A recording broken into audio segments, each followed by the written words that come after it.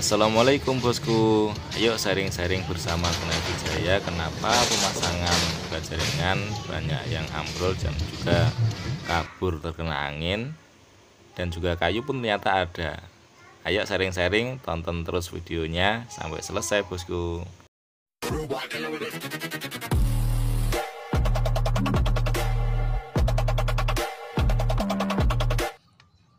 Assalamualaikum bosku.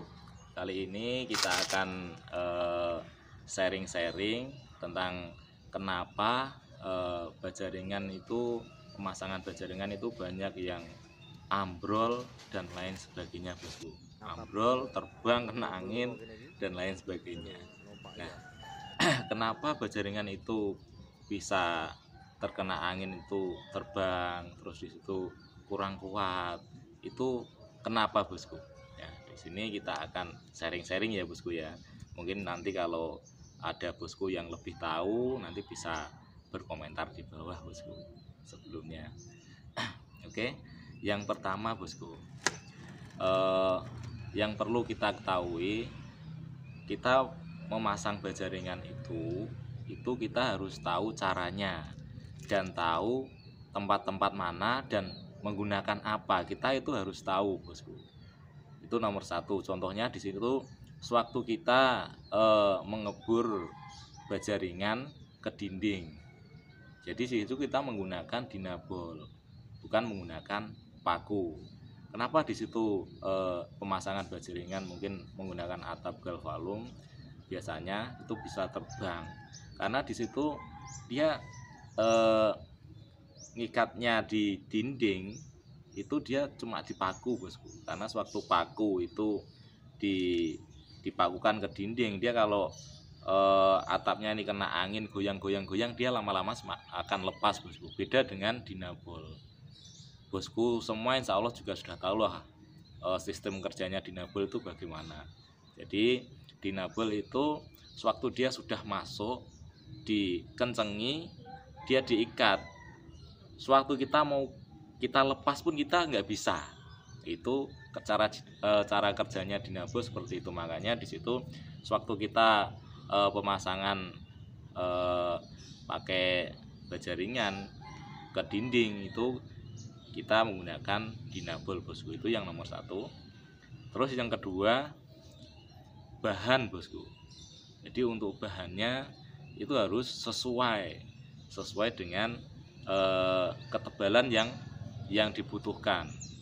Panjangnya berapa, itu membutuhkan baja ringan yang tebal berapa, itu kita harus tahu. Dan tukangnya juga harus tahu gitu. Cara semisal asal-asal pasang, semua tukang bisa bosku. Kalau pasang saja bisa, tapi untuk mengetahui kekuatannya kalau bukan ahlinya memang sangat beresiko.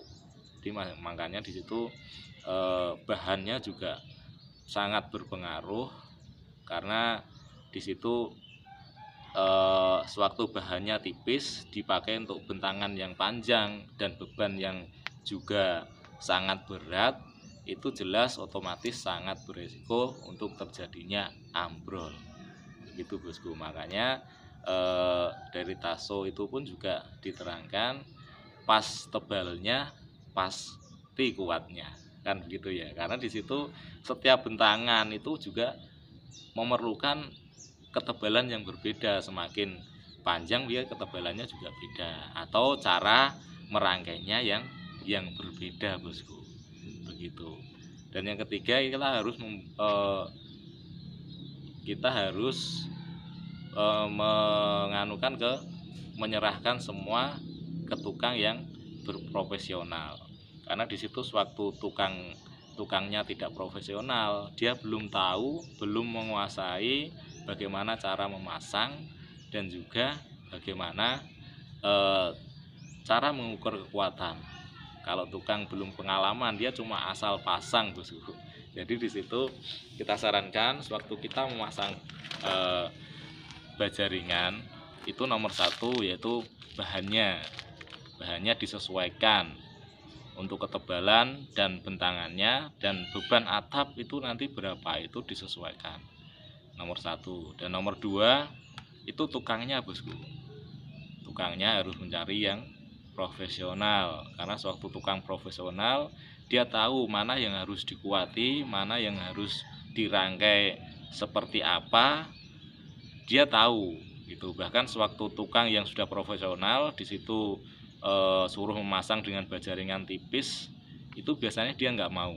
Kalau semisal harus maksa itu dia nggak mau. Kalau tukang-tukang yang biasa itu yang penting kerja kan gitu, tapi kalau tukang profesional dia memikir ke depan, karena ini bahaya bosku. Suatu di situ nanti sudah jadi rumah, sudah dihuni orang, akhirnya terjadi ambrol dan lain sebagainya, itu sangat beresiko.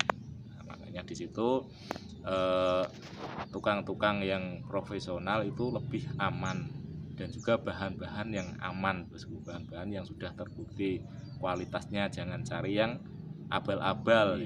Kalau kami di Kunai Wijaya, kami selalu menggunakan baja ringan Tasso atau Joli. Jadi Tasso itu baja ringan yang terbaik bosku. Kita selalu menggunakan bahan-bahan yang terbaik, dan juga menggunakan tukang-tukang yang berprofesional. Jadi suatu Bapak, Ibu, atau bos-bosku semua yang mau pasang baja ringan, insya Allah Kunai Wijaya spesialis kuda-kuda dan kanopi baja ringan siap membantu bosku. Mungkin bisa menghubungi di nomor sekian.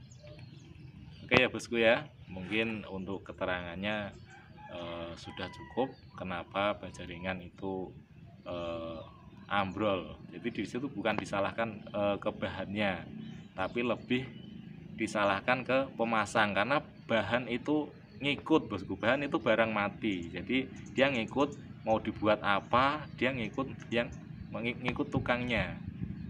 Kalau semisal di situ kita bahannya nggak nyalahkan bahannya, berarti kita kurang benar. Karena sewaktu kayu kalau pemasangannya keliru, tidak sesuai pun dia juga akan ambruk, kena angin juga akan kabur. Seperti itu ya bosku ya. Seperti contoh-contoh yang kayu yang kena angin kabur itu pun juga banyak begitu. Oke bosku, mungkin cukup sekian. Semoga videonya bermanfaat. Wassalamualaikum warahmatullahi wabarakatuh.